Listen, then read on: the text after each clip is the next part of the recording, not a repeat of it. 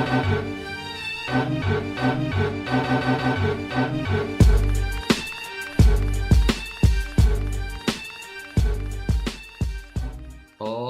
here goes, and welcome to the 56th episode of Throwback Hoops. Please follow the video show on YouTube and wherever you listen to your podcasts. We're available on Spotify, Stitcher, iTunes, everywhere. And as always, I'm joined by my main man, Robbie Clayton. What's up, Woods? Nice to be back. It's a while since the two of us have just done it together, haven't we? We've had some really good guests the last few weeks. So, yeah, looking forward to it as always, mate. Yeah, great to be back, just the two of us. I agree, man. I agree. So, let's kick things off, brother, shall we? I notice you've got two great Atlanta Hawks jerseys there. Why don't you... A couple of random ones. So I thought maybe the next few episodes I might sort of come out with a few sort of random ones. So, yeah, doing the Hawks double today. So today, hanging over my shoulder there is the red Mike Scott Hawks Adidas jersey. So, yeah, someone actually does own a Mike Scott jersey there, Woods. Just a little bit on Scott. He was drafted by the Hawks at pick 43 in the 2012 draft. Went on to have a 9-year NBA career, spending 5 years with the Hawks, before he went to play with Washington and the Clippers before his last stop in Philly. I think his actual last game in the NBA was the Ben Simmons choke job game in the series against Atlanta, if I'm not mistaken. So he's actually still playing, Woods. I don't know if you knew that. So he's playing in France at age 34 for it's spelled Nancy. I'm sure they say it non-C or something like that. But yeah, he's still playing over there at age 34. So good to see. He was always someone I liked. Always had that bit of a toughness about him, didn't he? Seemed to have a few decent playoff runs for the Hawks and for Washington, I think, as well. So yeah, a little bit on Mike Scott. Random jersey, that one I know. And look, I'll stand up and show you an equally random one that I'm wearing, and I'll talk a little bit about this guy. And for those who can't see, Robbie's wearing the extremely rare black Taurean Prince Atlanta Hawks jersey. I know he's someone you like from day dot, man. I do. You know, I'm stepping up to the plate today with my Mike Scott and Taurean Prince jersey. For sure, man. I don't think that people were buying those in Rebel or anything like that. So, yeah, you're right. He was someone, you know, I always sort of have liked there. So, a little bit about him. Actually, a pretty special jersey, this one. It's the black Adidas, like authentic jersey. You can see with actually the team sponsor. So, these ones are actually only available from the Phillips team store in the Hawks Arena. So, you couldn't get these on NBA store or anything else like that. So, yeah, quite like this one. It's a bit strange with the numbers, I've got to say. What do you reckon about that number font? A little bit strange. Yeah, because when the Hawks are sort of changing their jerseys every year pretty much. But, yeah, so a little bit about Taurean Prince there. So look, as people probably know now, he's currently part of the Minnesota team. He started off his career with Atlanta after being drafted at pick 12, I believe by Utah, in the 2016 draft, and then traded to the Hawks. Played with the Hawks for 3 seasons in what, let's be honest, was a bit of a rebuilding team, wasn't it, for those 3 years there? It was just after we made that conference final there against Cleveland.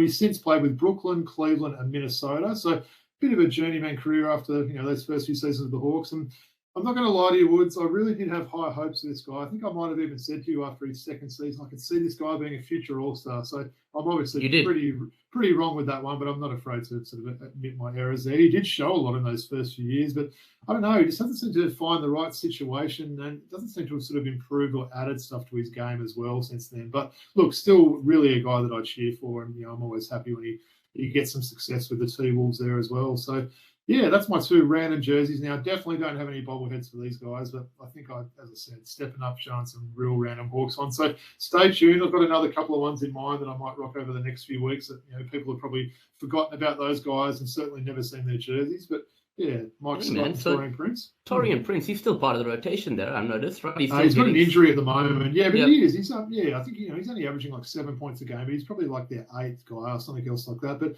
he's a guy that always seems to be okay. He's a pretty, you know, versatile player. He can play pretty good D. He's a 3-and-D type player, I think, now, and that's probably where his career will go. But you just wonder if he had been in a better situation. You know, all those teams that I mentioned he's been on haven't been, you know, had great winning records, but he could be the sort of guy that, you know, fits in well on a decent playoff team there. So anyway, we'll watch and sort of see how his career goes. But what about yourself, Woods? I'm liking what you're wearing today. A bit of a Warriors double there, right? Yeah, we're going to talk about the Warriors later as well, so I thought, why not, right? Nice. So Woody's standing up, rocking the old school Warriors number 5 jersey. We all know who that is, of course, none other than B. Diddy. Very nice jersey. It's like it's quite a big jersey, that one, Woods, by the looks. +2. +2. Nice. Yeah, you like that jersey. You like B. Diddy, right? I love Big Diddy. It just reminds me of those sort of playoff series and him dunking over, was it AK-47? Yeah, that was the better dunks. That was in the second round after the Golden State Warriors, the number 8 seed, beat the Dallas Mavericks. Second time ever, was it? He's someone that a lot of people like, B. Diddy, as well, right? I think he sort of had success, away from basketball, sort of always sort of been in the limelight sort of thing. But yeah, tell us a bit about your man. The bodyguard, right? That's what they called him early on in his career because he had that big body. Yeah, as you said, he had so many interests outside of basketball, business ventures, broadcasting. He even directed his own documentary. You'll recall. Look, I mean, he had a pretty successful career, which finished a bit earlier than expected. He was born in Los Angeles, California in 1979, 6'3" tall. He was the third pick in the first round of the 1999 NBA draft to the Charlotte Hornets, where he had his initial success before moving on to the New Orleans Hornets when they were relocated. And then the Golden State Warriors we just spoke about. And then he had a few stops at the end with the Clippers, the Cavs, and the Knicks. In that time, he was a 2-time NBA All-Star, All-NBA third-teamer, 2-time NBA steals leader, and, had a very, very good college career before that. And, yeah, you see him propping up all the time in various different roles around commentary and things. And he does a lot for the community. And he's someone whose game I really enjoyed, right? Also, we say this about a lot of guys, but someone whose game could have really translated into today's the way the game's played today. A good rebounder for his size, a very good defender. And he would have worked on that 3-point shot a little bit more, I think, in today's game. Pretty solid resume. I probably wouldn't have picked that he'd made an All-NBA third team. I know he's obviously great, but yeah, that's pretty solid that he did make an All-NBA third team as well, right? Yeah.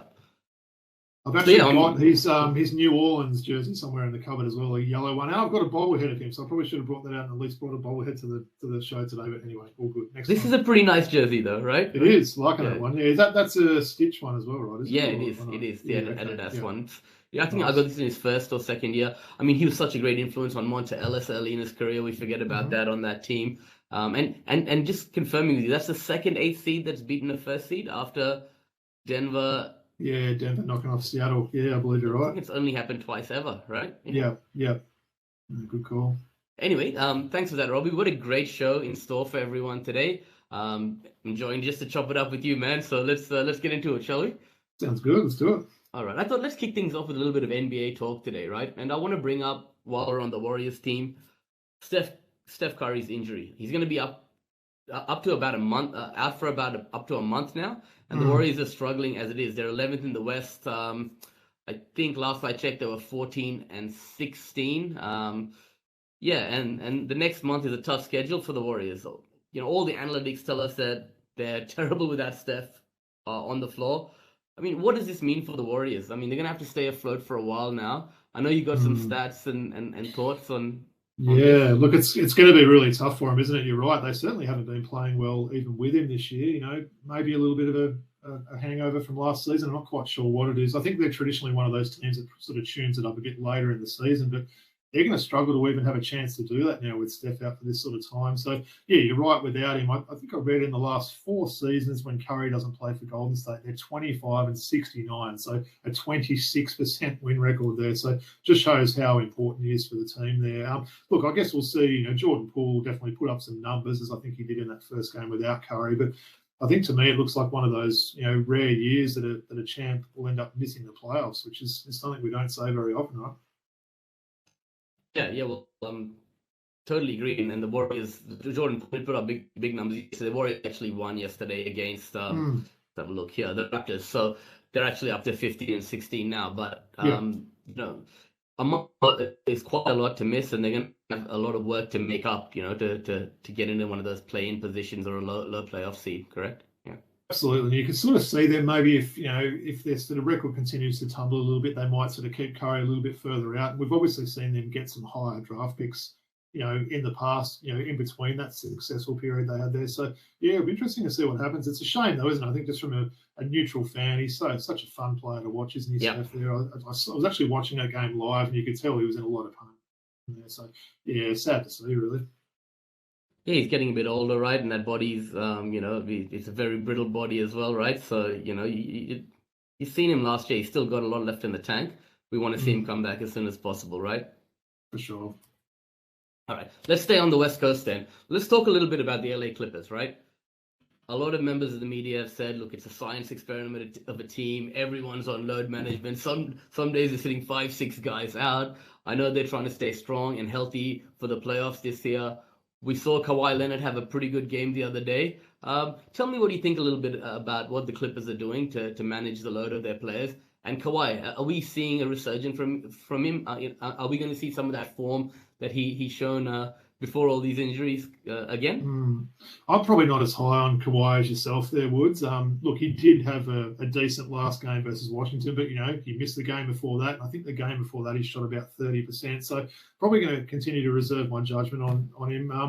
And look, I think I've mentioned on the show, this bloke does kind of frustrate me at this point, being a fan of the game. He just, I don't know, just the fact that you never know when he's playing or not. I still really like to know, and I've said this before as well, whether it's himself that's choosing to miss these games or whether it's the team that's actually choosing it. You never know with someone like him because he's always been a bit cagey with, giving updates and everything else like that. But yeah, it certainly is strange. I mean, you wouldn't want to sort of be getting tickets to go and see any Clippers games, would you? You'd sort of rock up to the game and literally not know who's actually going to be on the court. So yeah, and they're sort of hanging in there record-wise.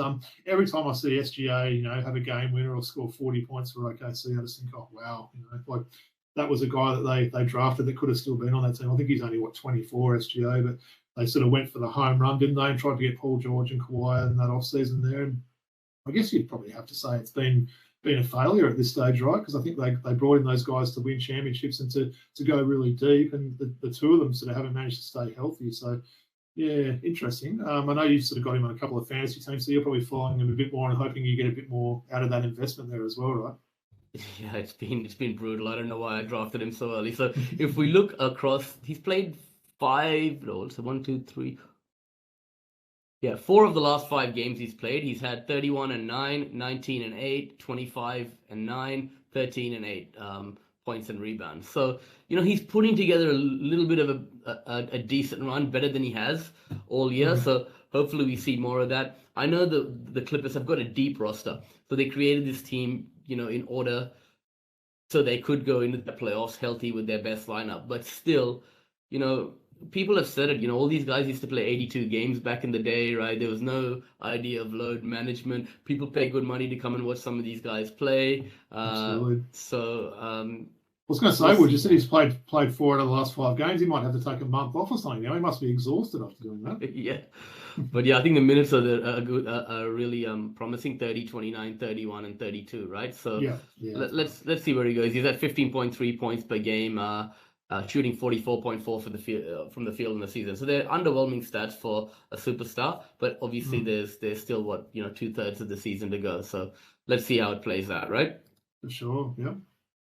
Okay, so I want to talk to you a little bit about the National Basketball League and the trophies that they've named after a variety of NBA legends, which are going to be presented at the end of the season. So we've got the Michael Jordan Trophy, which will be awarded to the MVP, the Hakeem Olajuwon Trophy, awarded to the NBA Defensive Player of the Year, the Will Chamberlain Trophy, awarded to the Kia NBA Rookie of the Year, the John Havlicek Trophy, I like this one, the Honda Havlicek Trophy, awarded to the Kia NBA Sixth Man of the Year, the George Mikan Trophy, awarded for the Kia NBA Most Improved Player, and the Jerry West Trophy, a brand new one, okay, awarded to the Kia NBA Clutch Player of the Year. I actually like that. Hey, Woods, what are you shouting out Kia so much for? You've got some sponsorship deal with them in the background I don't know about. Okay, all right. I mean, that's just what they call the awards, bro. You know what I mean? Yeah. Maybe we should get Kia to come sponsor us, right? Maybe, yeah. Yeah, no, I like the idea. It sort of came in a little bit out of nowhere, didn't it, the other week? I think it's good recognition to those players, isn't it? Especially, people like, Jordan and Hakeem for mine, for those 2 awards there. I mean, no better players to sort of name those. I wonder if we'll see the Joker getting his 3rd MVP trophy in a row and getting that Michael Jordan trophy. I think that's looking pretty likely at this stage. So, no, I like the idea. I actually thought of a few maybe alternate ones that they could do, Woods, a bit of humour there. So they could name the biggest choker trophy award could be named the Nick Anderson trophy. They could name one of those. They could also name the Best Pantsman Award trophy, and that would be, of course, named after Wilt Chamberlain. And, of course, they could also name the Biggest Prick trophy, and, of course, that would be named after Chris Paul, right? Yep. Okay, so talk to me. Jerry West Trophy, right? Clutch Player of the Year. Have you thought about who are some early candidates for this award, right? Dame Lillard would have to be one of those Right. players. He's when I think of clutch players, I think of him and all those game winners and walk-off games he's got. So someone like Dame comes to mind. AJ Griffin, or is that too soon? It's too soon. No, he's had 2 game winners in his first 20 games. But yeah, someone like Dame, I reckon, could be potentially able to get that. Yeah, Steph, if he can get back healthy. And obviously Dame's on a real tear at the moment as well, isn't he? So, yeah, it'd be interesting to sort of see that. The George Mike, and the most improved one's always a bit of a tough one as well, isn't it? It's sort of someone that's more almost getting opportunity rather than sort of, because I think there's been talk, when superstars, get that most improved, whether that's like the right sort of thing to do as well, I guess.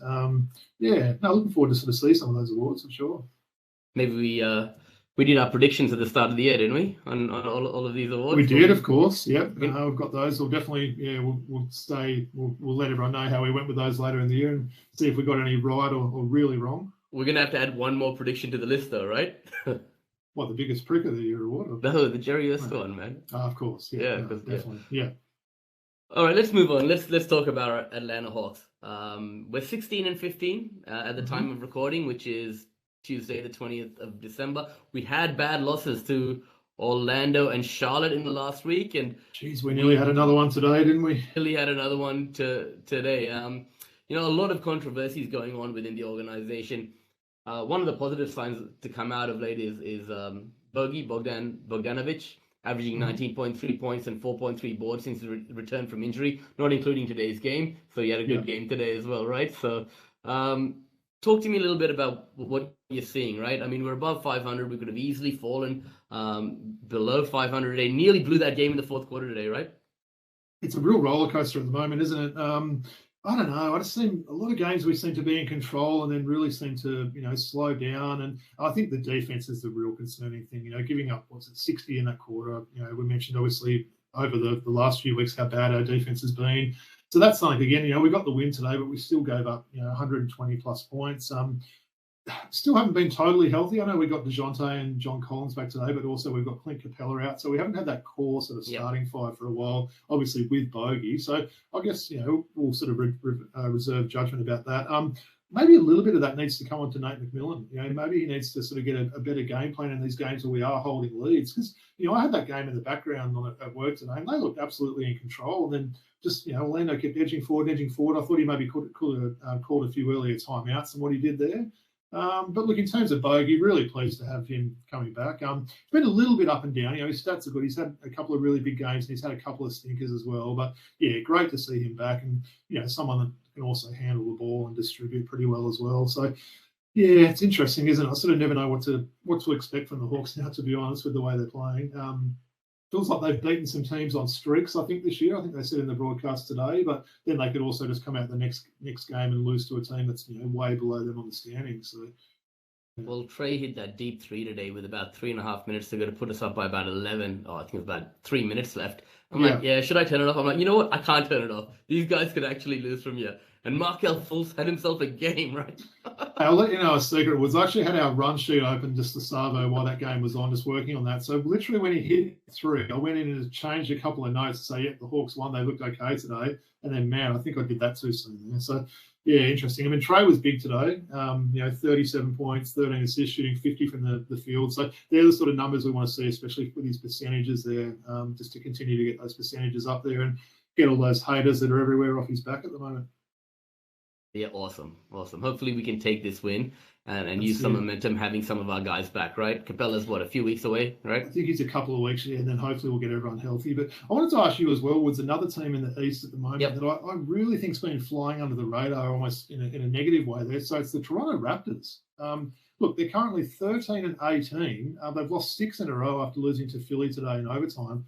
Do you agree with me, Woods? They seem to be a team that I think a lot of people had high hopes for this year. Very, some real talented players on that team, a lot of length, a lot of players that we thought might have improved this year, but they've been really ordinary so far. What do you think's going on with them at the moment? Well, I think everyone expected Scotty Barnes to take his game to the next level, right? We haven't really seen that development, right? And there was big talk of, would you trade Scotty Barnes for Kevin Durant, and things like that were coming up, when Kevin Durant asked for a trade, right? Like, how many All-Star games is Scotty Barnes going to make? And people he's going to be a once-in-a-generation type player, multiple-time All-Star.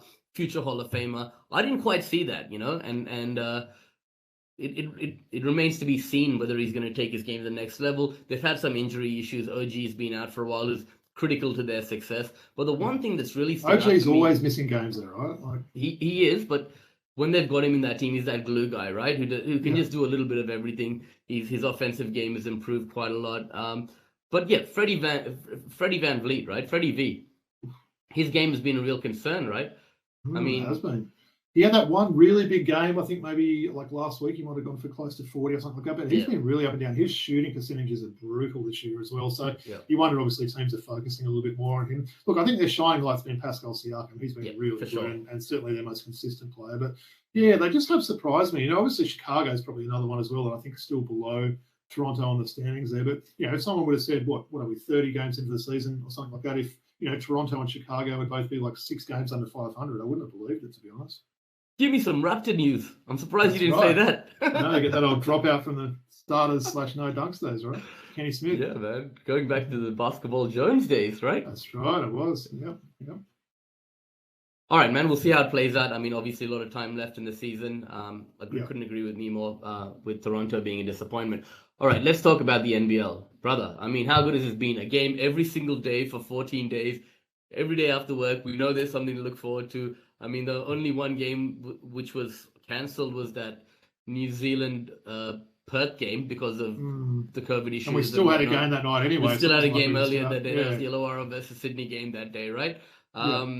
Quickly, before we go through the next round, something that stands out for you from the last round that you noticed in the NBL, your Wildcats. Talk to me, man. Yeah, one thing I think for me is I never quite know when the round's starting or finishing now. I think I said to you earlier, for some reason I thought that last night was the last game of the round and tonight was when it started, but no, the Wildcats game tonight's still part of the current round, I guess. It's confusing the way I've said that.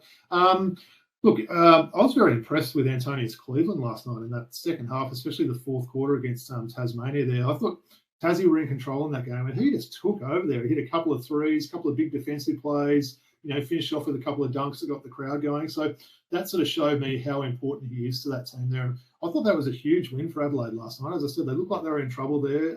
Got the W, and now they've got some real good help coming in with Ian Clark. I think that got officially announced today. So what a clutch player to bring in. He'll definitely, play off the bench there with that team they've got. But what a great player to sort of bring on. And I'm sure he'll be playing a lot of clutch minutes there. I think Kai Sotto's been decent. We've sort of hitting a couple of outside shots as well. So I think as long as him or Daniel Johnson have a decent offensive game, that sort of keeps them in it. But I'm probably a lot higher on Adelaide than I was maybe 2 weeks ago now. I think what Liam Santamaria said on the call yesterday was there's some credence in letting Kai Sotto start and bringing DJ off the bench and destroying some of these second units. At this time in his career, at this age, I think there's some validity behind that comment, right?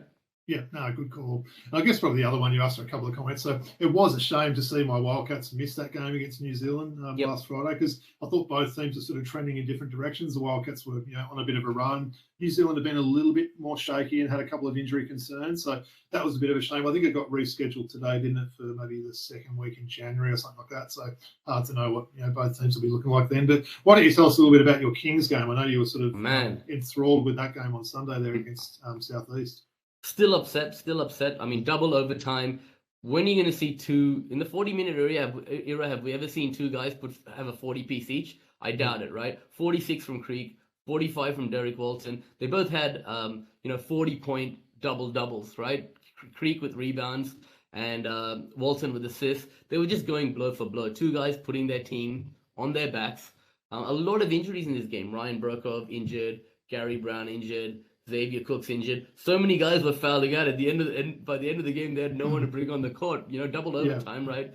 So what it made that game that was starting later run a bit late too, didn't it? Because they obviously held back the start time for that game. So yeah. Look, I'm concerned about the Kings, right? It's like when someone like Mitch Creek is going off and Xavier Cooks isn't playing, right? We have a problem there.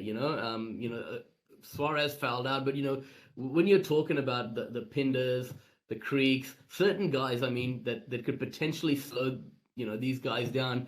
You know, you need your Xavier Cooks there. So there's a glaring hole in that team against some of the on the Kings against some of the better teams. I feel, right? Yeah. Hey Woods, do you think Chase is maybe playing a few too many guys? I always sort of think that he seems to give a lot of guys minutes now. Maybe he potentially needs to shorten the rotation. I know it's it's not a sprint. It's it's obviously a marathon sort of thing. You want to, if that's the right way I've said it, they're probably butchered that, but you want to sort of keep these guys healthy. Obviously, we've seen Cooks go down, but I don't know. I've seen some guys, potentially maybe getting a few too many minutes, and then I think in these 40-minute games, you could definitely tighten the rotations a bit. I think a 9-man rotation would be good. You have the starting 5, then you have Glover, Bruce, Geordie Hunter, Kawhi Noi, potentially.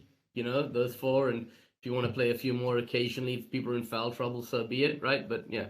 And tell me as well, Woods, I believe on Sunday night you'll be eating some turkey in the afternoon, then putting on a Christmas hat and going to the game. How are you feeling about that?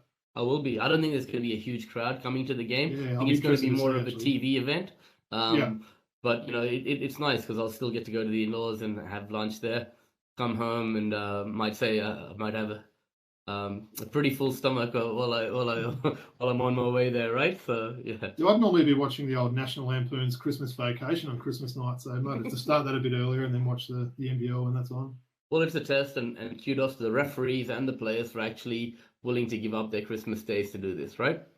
They'll be getting triple pay or something like that if it goes on what these other things go. But that's another thing as well. I think that will obviously cost more to have kudos and have staff working there and that. So they'd obviously have to weigh up. I think you're right though with the TV event thing. That's probably a good call. Yeah, definitely. People coming home from lunches and then sitting down to watch the game.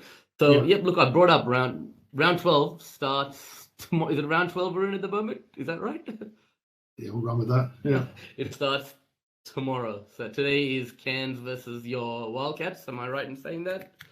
The last game of this round. And then tomorrow, the new round starts. So I've just put it up on the screen. Yep.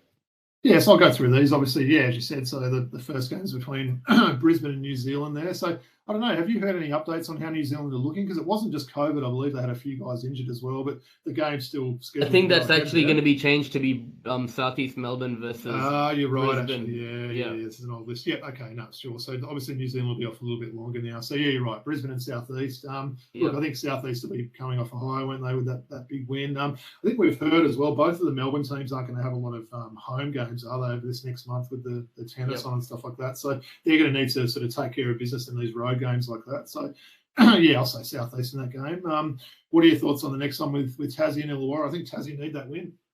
Yeah, I mean, Tassie at home, they do need the win, obviously.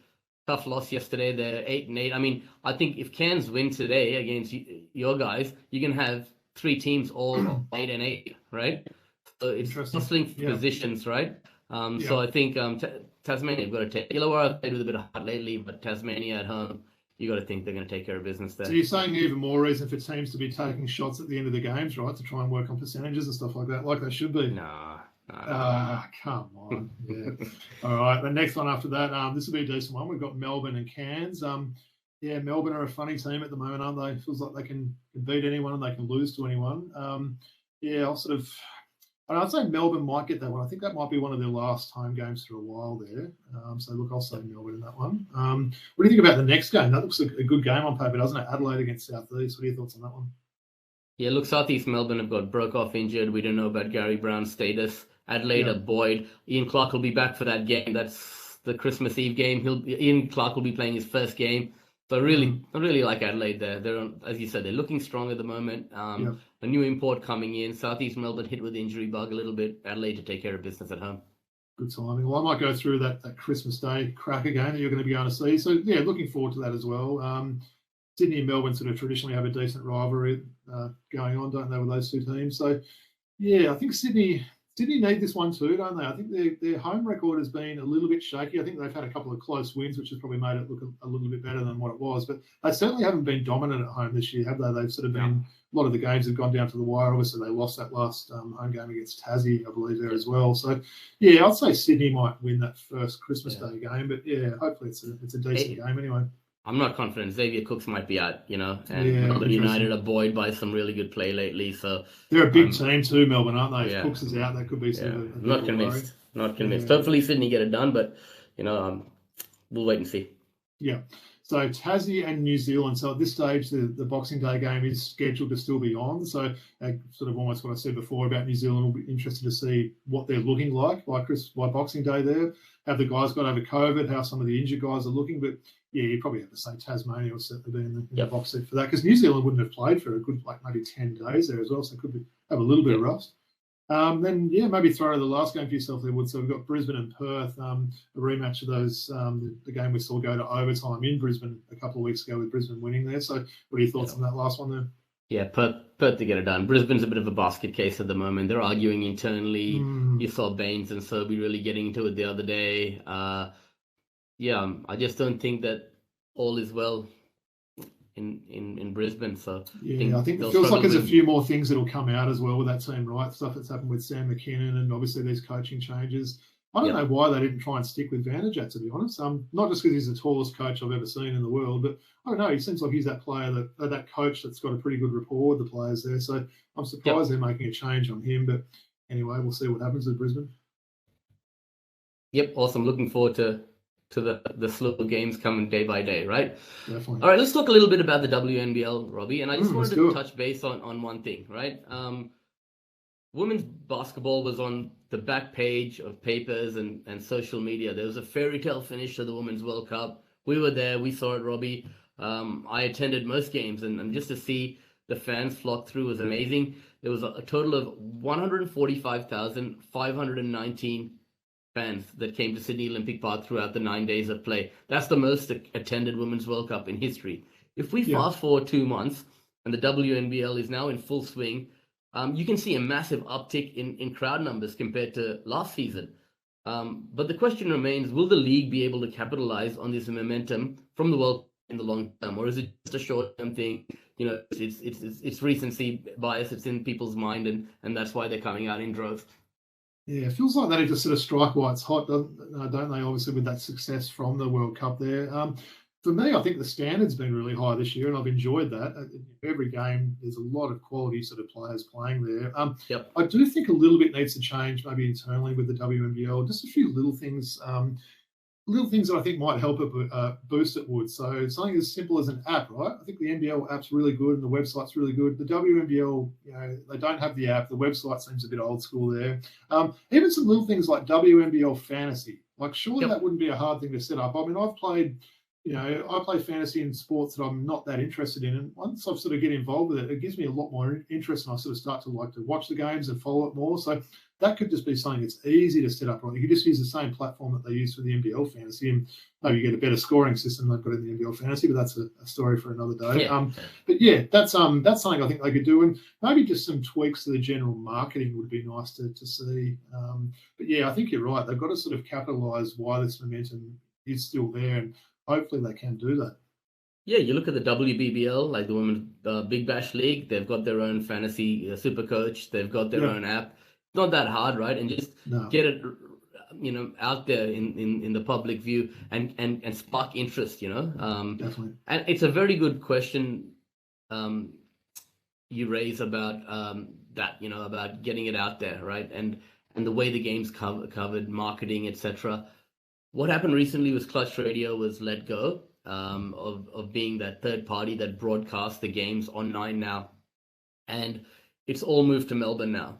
My question to you is, it's great to have it on free-to-air. I know free-to-air is awesome. People can take it in. But 9 Now is a streaming service. It's not actually on TV. So many people don't even know what 9 Now is. Last year, I was able to jump on and watch any WNBL game I want on KO at my beck and call, on demand, right? Yeah. Okay, now you've only got one game a week on ESPN, and the coverage is great. You've seen it's a great production.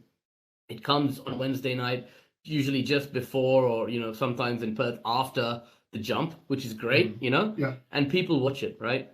9 Now, I mean, fine, get it on free to air, but have they shot themselves in the foot by taking off all these games off KO a little bit? No, I think it's a good point. Look, I was saying to you earlier today, I actually spoke to a few people last week that gave us some really good feedback on the Lauren Nicholson show last week. So again, big thanks to Loz for coming on. But thanks, a few people were sort of saying to me, where can they find these games now? They're not sort of seeing them on Fox or KO, like you said. So I mentioned to two separate people, separate sort of circumstances there. And I mentioned that, look, the games are on 9 now. The first comments that both of them said is, what is 9 now? So that was quite interesting. You're right. It is a streaming service. It's not something you can just click over and see that channel. You've actually got to go, and I believe you've got to sign up to it. But I don't think it's something that traditionally has been used a lot for sports lovers, something like 9 now. So, again, if they're going to have the games there, promote it more. Do you know what I mean? Sort of promote it more. If they had a good website, they could sort of reach out to people more about it there. But it's a shame. I know sometimes there's been times where you can get maybe the games live on 9 now, but then also have them on KO or ESPN after that. So, like you said, you can go and watch. If you haven't watched that game live, you can go and do that. I mean, I'm a bit of an old school person with the having Foxtel and ESPN there. So I always like that series link thing there, where you can series link a game or a sport there. So for me, if they're on there, I'm pretty busy on weekends and that, I might not be able to watch some of those games live, but I could sure as hell, later on in the night, sort of watch that, watch the last quarter, watch little bits of the game there, which I'm probably just not doing on 9 now. So yeah, it's an interesting point, isn't it? Hopefully they get this right and start to market and promote a bit better. And the production quality as well. Obviously, there's been, you see the games on ESPN, and then you compare it to the 9 now games. There's a huge drop. The scores disappear. You don't get to see statistics on the screen and things like that, like you do on ESPN. So having that quality coverage also helps the viewing experience. Correct? Yeah, for sure. And I also had someone say to me the other week, when they have those double headers, when the Kings play and then the Flames are playing. So obviously they have the women's game, I think traditionally on last, don't they? I don't know whether it would maybe be a bit of an idea. Sometimes first. Yeah. But what my mate said to me is what they should do if they're playing after the Kings game, they should lock the doors, right? So if anyone's in to watch the Kings game, you can't leave. You got to stay there and watch the second game. So I think that's what happens, don't they? I mean, you've been in those situations. What sort of percentage of the crowd are leaving? It's None. A big percentage. So they make you all come down from the top, right? Even if you're sitting in the bleachers, if you like, they come. Would you like to go down the front? Would you like to go in the front? And they bring people to the front, and you've got a few thousand people just watching. I mean, it was better this year. Obviously, as we said, we've seen an uptick, but still, it's not a huge. So maybe locking the doors is a good idea, right? Yeah. Locking doors might not be a bad idea at all, or giving him discounted Kings tickets to stay for both, right? Yeah, that's it. All right, okay. So it's been fun, Robbie. What I have today is this special pack of cards for Classic Packs, right? Oh, it's that time. Yep. Yes, and it's the 94-95 Upper Deck SP Basketball Hollow View Insert Set Premium Collection of 8 cards. I know you used to get one of the hollow cards in each as an insert, but a whole packet of them. So I think we're both a bit unsure what to find here. I sort of said to you, is this just all going to just be superstars sort of thing? But who knows, right? Obviously, we can see the Rain Man on the front of it there. So looking forward to this. Hey, shout out to a big fan of this segment in Stu, right, Woods, who we know has been in hospital the last couple of days. So we know he'll be tuning into this. So yeah, much love to you, Stu. And we love you, man. Right? Hopefully, can cheer you up. I know you're on the mend, but this will definitely make you feel good. All right. Okay. So these are pretty cool, man. I've got Washington Bullets guard could straight up get buckets. Number 3, I'm talking about, moved in, works on NBA TV occasionally. Had a few legal problems recently, but he's come out of it on the other side. Can shoot the 3 ball, could throw it down. 3. Played for Charlotte Hornets as well. White guy. Come on. Oh, Rex Chapman. Rex. Of course, yeah. I had to sort of think about the era that it was. Yeah, of course. Beautiful looking card, nice. huh? Show me the back of that. Geez, they're an interesting shape card. So you actually haven't trimmed that or anything though, right? Woods? That's the way. No, I haven't. Well, they're not all like that, man. That's the thing, right? Okay. Interesting. Okay. Premier Prospects. Okay, this guy was on the Sacramento Kings. He was a rookie in 94-95. He went to Providence, number 34, a second-round pick, 35th overall for Sacramento in the 94 NBA draft. Michael Smith. Nice. That's a good get. Michael the Animal Smith, right? Yep. Got his jersey. Sure, people wouldn't be shocked to hear that. But yeah, I like the way that guy played back in the day. He did play like an animal. That's a beautiful looking card as well, isn't it? It's nice, isn't it? Yeah, definitely. Okay, we have the left-handed man made of plastic, our own Atlanta Hawk. Stacey. Nice. Hogman. Ooh, that's very nice. The Southpaw. I'm liking that. Yeah, look, a bit of a gold trim on that card as well. They are nice looking cards. Show me the back of that one. I love that beautiful left-handed jump shot that he had above his head as well, right? A bit like Dwayne McClain, you know, but left-handed. Yeah, it was a little bit like Dwayne McClain, wasn't it? Yeah. He's again that sort of player, Stacey Augman. You know, he obviously didn't have a great sort of shot back in the day, but he would have worked on that if he was playing in this sort of era. We love this guy, okay? We had his namesake on the show recently. Another Atlanta Hawks guard, okay? Good. He would pick your pocket no matter what happened. An assist guy. Is it Darren Blaylock? Darren Mookie Blaylock. Nice. Double Hawks. How good's this going? How beautiful are these cards, man? They are nice, aren't they? How many of these packs you got? Just one, man. Just one. Nice. Okay, so we've got one of your favorite players of all time, sharpshooter.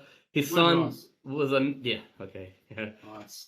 Glenn Rice. I said a bit of Horace Grant in the background. Jeez, we're getting all my favourites. Stacey Augman, Glenn Rice, and Mookie Blaylock. How's this pack going? And Rex Chapman. Jeez.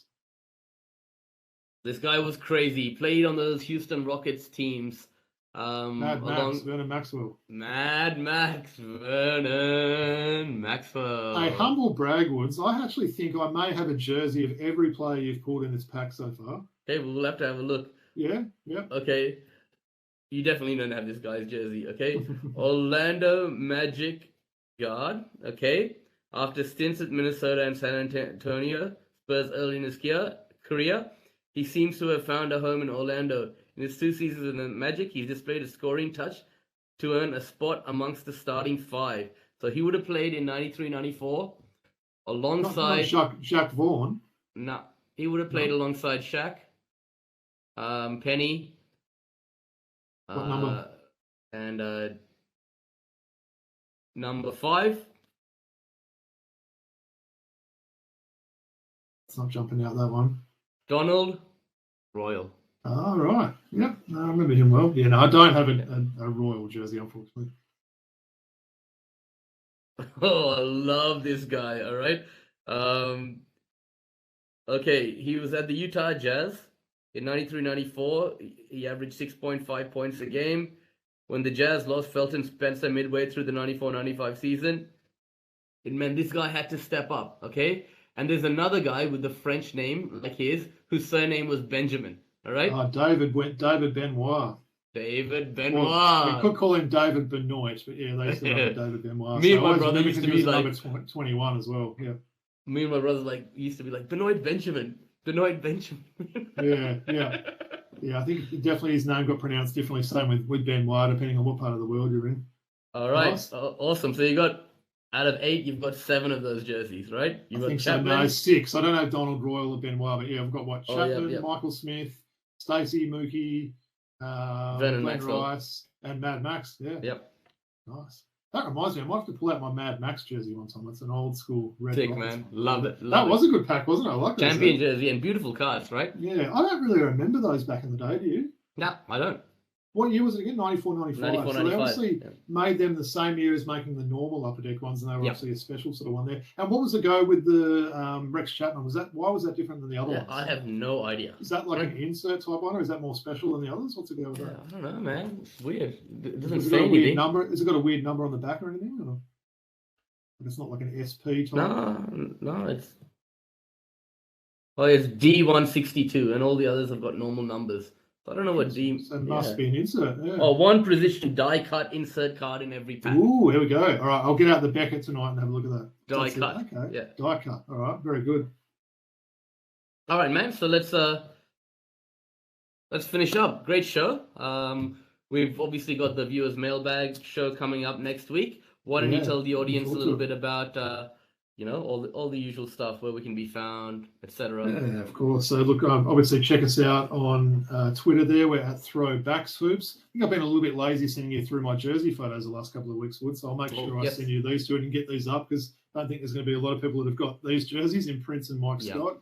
Instagram, we're at throwback.hoops, and email address is throwbackhoops.podcast@gmail.com. Why don't you tell us a little bit more about this mailbag, Woods, and how people can get in contact with you? Definitely. I've already got a couple of questions which have come through, but yes, we did it last year around this Boxing Day period when it's a little bit more quiet, and we dedicate a show to that. So I'll hit everyone up on Twitter, and anyone who's listening to this episode, please send in our DMs or to our email address any questions you have, and we'll choose a select few and answer them for you. I think back to the point about the jerseys, obviously we had Lauren on the show last week and we didn't focus too much on the jerseys, so that's all right. We'll get back on that this week and get them up on socials, right? Yeah. Sounds good. What about yourself, Woods? You got any sort of shout outs or tell people where they can find you? Yeah, I mean, the Patreon, please keep supporting us and whatnot. We appreciate all that. That's about it. Sounds good. Right. So thanks for all your support throughout the year. This is our last official episode of the year. Before, as I said, we had that special episode next week. Keep listening. Thanks for everyone's support. Robbie? Hey, Woods, I should say before we finish as well, we're not going to give any names away, but we've got some great guests lined up for January, don't we? Yes, we do. I guess we can say one's a current NBL star and one's a former absolute superstar of the league. So we'll sort of leave it at that. But yeah, really looking forward to speak with those guys in January. Yeah. All right. Thanks for tuning in, guys. Peace out. Peace.